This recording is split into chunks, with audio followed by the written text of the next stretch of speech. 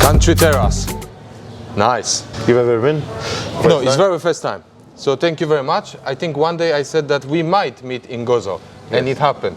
Thank you for this. No problem at all. It's my Is pleasure. the place you like in general? You come sometimes? Yes, it's very nice. I like going to different places, but here the view is very nice. The management and the workers are very welcoming. We have Alex Borg, who is part of the Nationalist Party. And today, sort of, around this day, we mark 1 year of being as a member of the parliament. Yes. So it's always like a good moment, right? Yes, yes. How would you say that 1 year has been? It's been a very good experience, obviously always going busy. All around it's been quite nice. I've done several things in order to try to voice people's concerns in Parliament and voice their problems, their ideas in order to try to better people's lives. There's been many issues which I've spoken about in Parliament. Obviously amongst them there's been security in Gozo, which is very important and very to my heart, because as I think you've heard, criminality in Gozo has increased during the past few weeks and few months, and the police force hasn't been equipped enough in order to be able to outcome these problems. So I've voiced myself in Parliament and on social media in order to try and show the problems that there are in Gozo when it comes to security and the police force. And since then, in fact, the police force in Gozo has increased and there's been progress, but I think we're still far away from getting to where I want to get, whereby people feel safe at home, feel safe in the street, and criminality decreases along time. Yes. Other than that, I've also been one of the players together with Adrian Delia in the Vitals case. Since the day one in getting in Parliament, I've decided to give him my full support in the Vitals case when it comes to the hospitals deal. Yes. And as you know, we've been able to win the case, and we've accomplished a very good result for Malta and Gozo, not just for the Nationalist Party, but it's something that all Malta and Gozo will benefit, because we had 3 hospitals which were given to the private, and the individual, the investor, didn't actually deliver what he was obliged to deliver. And therefore, obviously, the case stopped the contract, and now there's a 3-month period whereby the government will take over the 3 hospitals in order to invest in them and give the people the actual what's actually in their right when it comes to health in general. Other than that, I've also spoken about several other issues when it comes to education, when it comes to the infrastructure in Gozo, when it comes to tourism in Gozo, and also about the interconnectivity when it comes to the fast ferry, Gozo Channel, which are also very important to Gozo. And also recently I've also spoken about quality jobs for Gozitans in Gozo, which is also an issue which almost today has become a buzzword, because we've been saying about having quality jobs in Gozo for Gozitans for a long time. But I think it's time now that we actually put our heads together when it comes to Labour and Nationalists. There shouldn't be any difference when it comes to having jobs for Gozitans in Gozo, and try to get the best we can for Gozitans in order to be able to keep most of our youths in Gozo, because at the moment there's a huge problem when it comes to brain drain. Many youths, many Gozitans are leaving Gozo because there are a lack of opportunities when it comes to jobs, when it comes to even going out, when it comes to the bars and whatever. And many Gozitans are leaving Gozo. So it is our duty when it comes to politics, especially Gozitan MPs, to fight and to voice ourselves in order to try to get the best we can in order to have quality jobs in Gozo for Gozitans. You come across as like very approachable in general, and it's nice because like within this 1 year we've mentioned, you still manage to have that energy and like that will of making things happen. How would you say the people reach out to you the most? Like, is it direct messages or just stop you on the streets?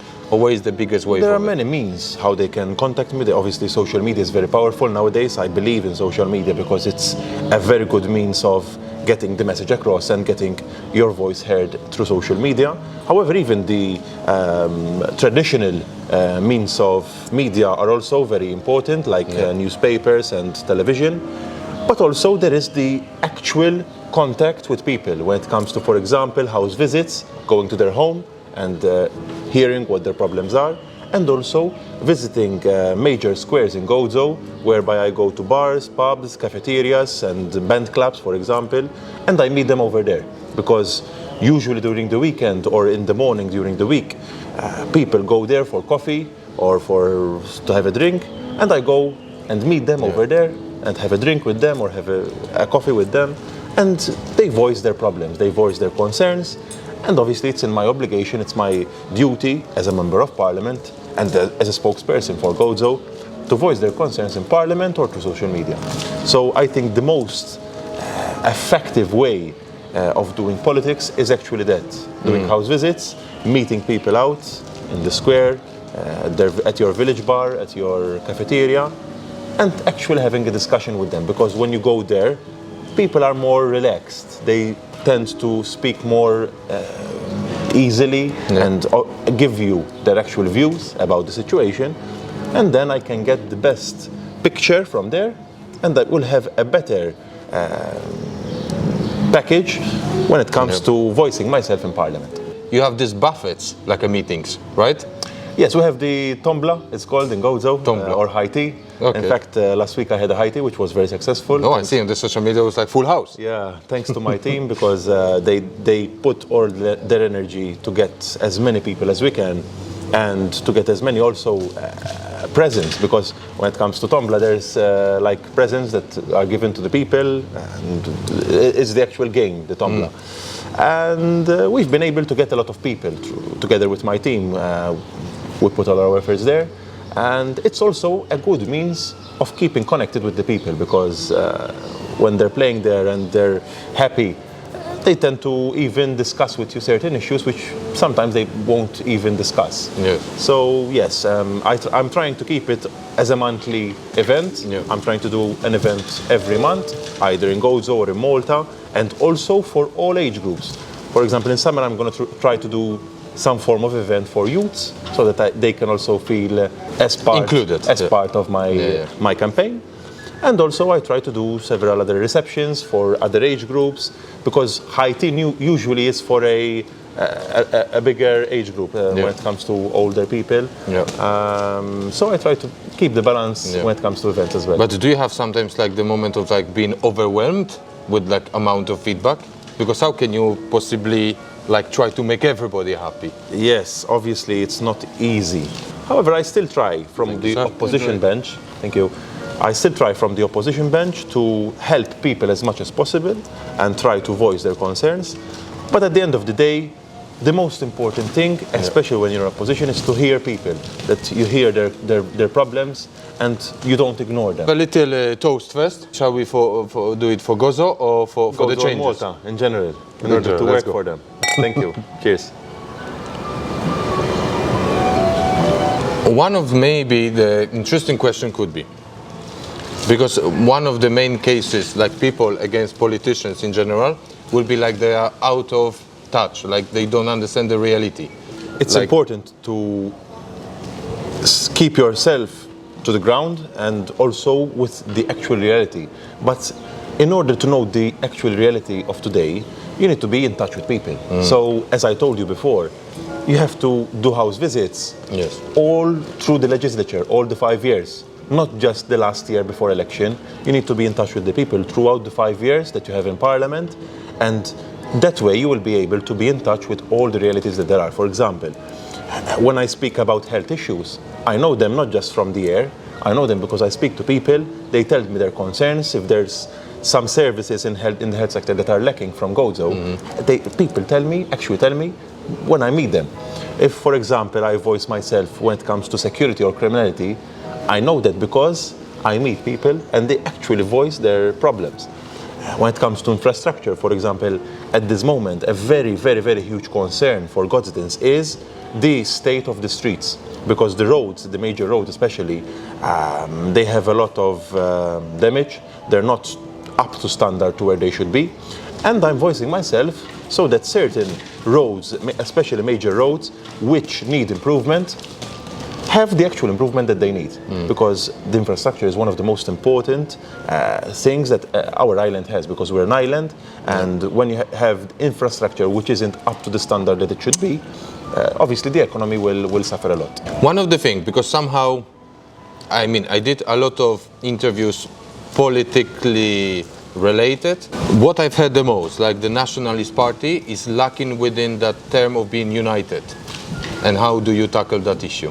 To be honest, there were times where the Nationalist Party maybe lacked unity.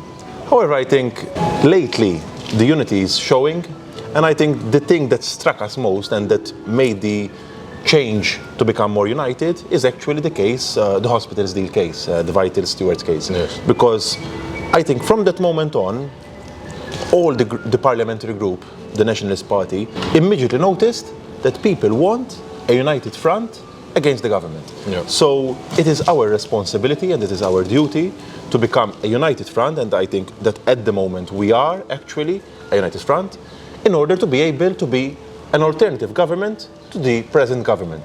If we're not a united front, we will not be able to take the extra step and to progress and become eventually a government. Yeah. So I think the most important thing when it comes to an opposition is being united, being one front, being one voice, and that way our voice will be even stronger, because if everyone is shooting different directions, you will not have a very strong voice. Yeah. However, if everyone is walking at the same parallel together, I think we will have a stronger voice. And the Vitals case, in fact, was a pure example. When the Nationalist Party works together, they actually get results, even from the opposition. So if we tackle all the issues as we tackled the Vitals case, I think we will be in a better position to be an alternative government, not just an opposition, Yeah. because at the end of the day, our aim is to become a government, not just staying in the opposition. But in order to gain that result, we need to always be a united opposition. But let's remind people that Dr. Delia started the whole process like 5 years ago. Yes. So you see how much it takes sometimes to Yes, make it, no? It takes a lot of time because there were a lot of witnesses that had to be taken to the stand. There was a lot of processes that had to be given. There was a lot of investigation, because obviously it's one of the biggest deals Malta has ever seen. It was going to cost us in total 4,000 million. So it's not a joke.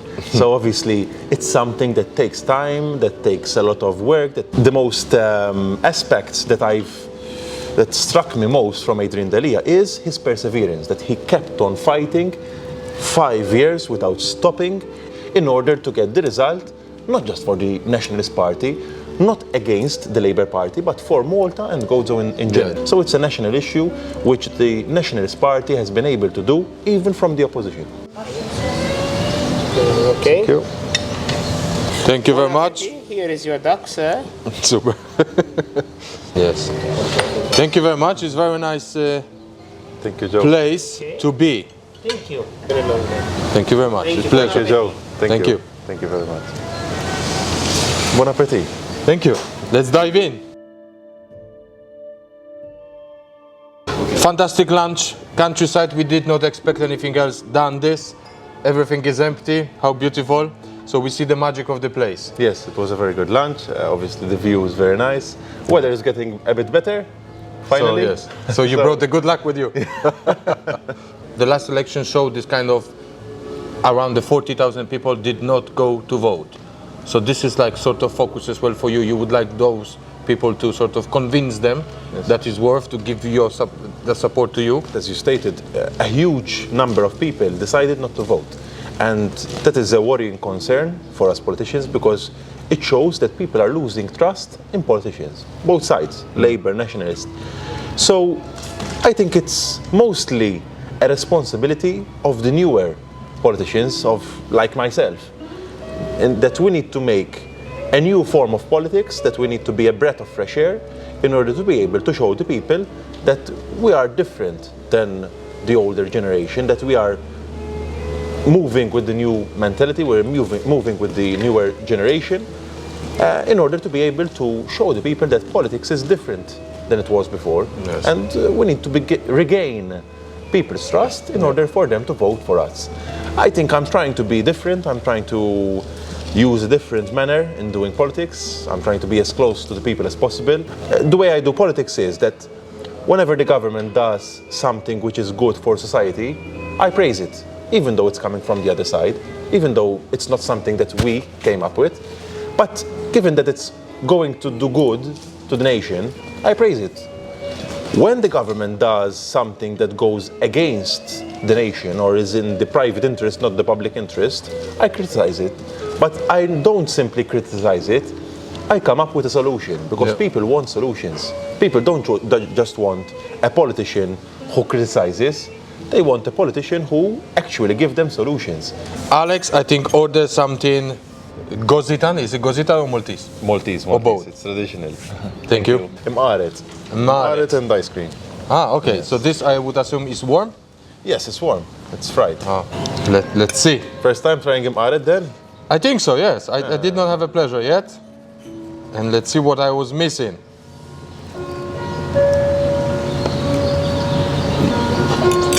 Hot.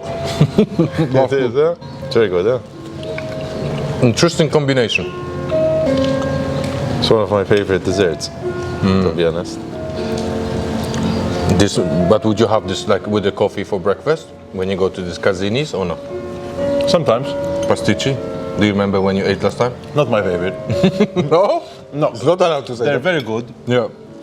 but I try to keep a balanced diet, so... Exactly. So we arrived to the point where, because you seem super like motivated and you're always up to the job, you have new projects, but there must be like kind of downtime for you when, Yes. when that happens. I try to find the balance between politics and my personal life. Obviously it's not easy, because when you're in the limelight, when you're in the spotlight of the nation, Yeah. it's not easy having a personal life. But I try to find those few hours where I can go, for example, to the gym. I try to go 2-3 times a week to the gym to keep myself fit at least. But would you still like carry heavy weights or it's more It's cardio? not easy. It's not easy, because when you're always on the run, I try to do it for myself, for mentally, because obviously mentally it helps you when you go to the gym and forget about all your problems and all your issues that you have. It helps you mentally, but also helps you physically, keeping fit. But other than that, I also try to even find the balance of going out with my friends. When it comes to the weekend, for example, I still try to find time where I can go to the bar and have a drink with my friends, or going out to restaurants. That's the most important thing to do, because at the end of the day, we still have a life. Okay, we're politicians, but you still have your own life, and you cannot just say, okay, I'm shutting my personal life and doing all the time politics. So I try to find the balance between these two things. Even today we are at the restaurant. If you see the level of restaurants in general we have in Malta, you think they could be the reason to attract higher end tourists? Yes, one of the most important factors of attracting quality tourists is actually hospitality and your catering. If you don't have quality restaurants and quality hotels, you won't be able to attract quality tourists to our islands. I think that the whole concept or the change happen every day pretty much. Yes. Maybe it doesn't mean much, but every single day finally we build into something big. Yes, when it comes to tourism, it's the whole package that makes a difference. It's not just the restaurants, not just the hotels. As I told you, it's the infrastructure, the whole infrastructure, the people themselves, the human resources. If you have human resources that are of good quality, they will be able to attract more tourists. So it is important that whoever is in government actually invests in the whole package, not just in part of the package. That was the countryside. It's a beautiful place in Gozo. I'm very happy that we finally managed to meet Alex in his home, real home. And yes, if there is anything not clear, you can reach out to me or to Alex. Be more than happy to help. And we have Joseph with us. What is the recipe of success of that place? Is it dedication, passion, or what is? I think it's dedication and passion. Nothing comes for free in life. Yes, I think we are ahead on the beautiful season, and let's see what happens. That's it. Thank you for having us here. Thank you. Thank you. Joe.